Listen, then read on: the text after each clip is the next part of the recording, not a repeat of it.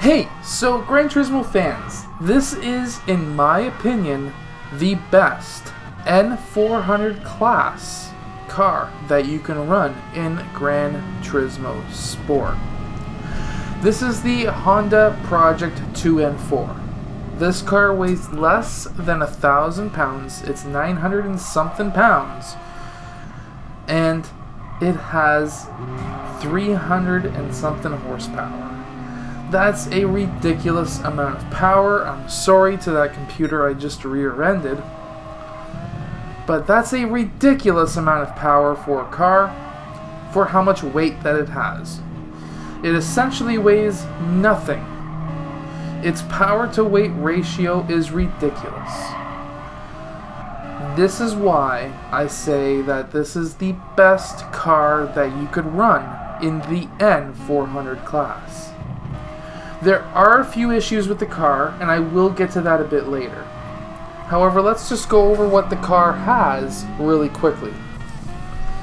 Basically, what this car is a motorcycle engine, and it's on a four-wheeled vehicle. It's obviously a four-wheeled vehicle.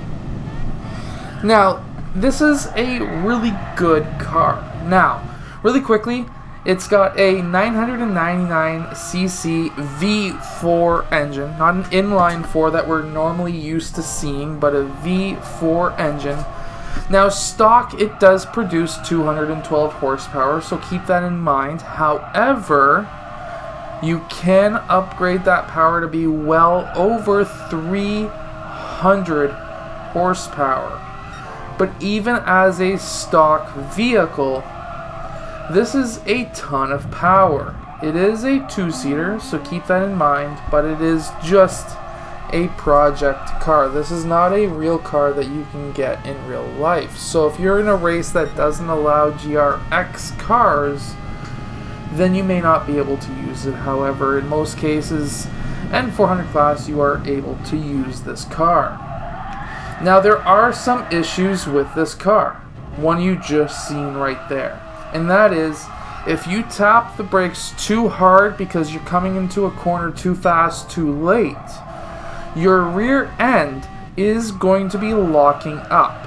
And it does make your car go a bit sideways. Now, if you're able to control the car when it's going sideways, you're not going to have an issue. I didn't have an issue there. It does slow you down, however, but generally speaking, if you've got a good enough lead and you've had a good enough race, you're not going to have too much of an issue. Now, going on more with this car, you could change the brake bias to the front. However, if you change the brake bias to the front, what you're going to find is when you're braking hard into a corner, instead of the rear end coming out and allowing you to then turn the car, you are now being forced to go into a corner too hard because you're going to be having to lay off the brakes, because if you've got too much front brake bias, it's not going to allow you to steer in those corners. And when that happens, it's going to then not allow you to turn. So that's why I always have a little bit more brake bias in the back.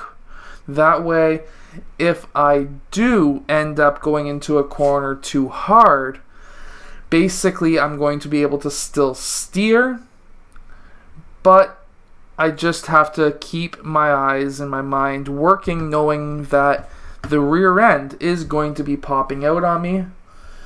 And that's just what happens. Now, I would love to know what your thoughts are on the best N400 car in Gran Turismo Sport. Let us know in the comments section below. I would love to hear, and I will see you guys again next time.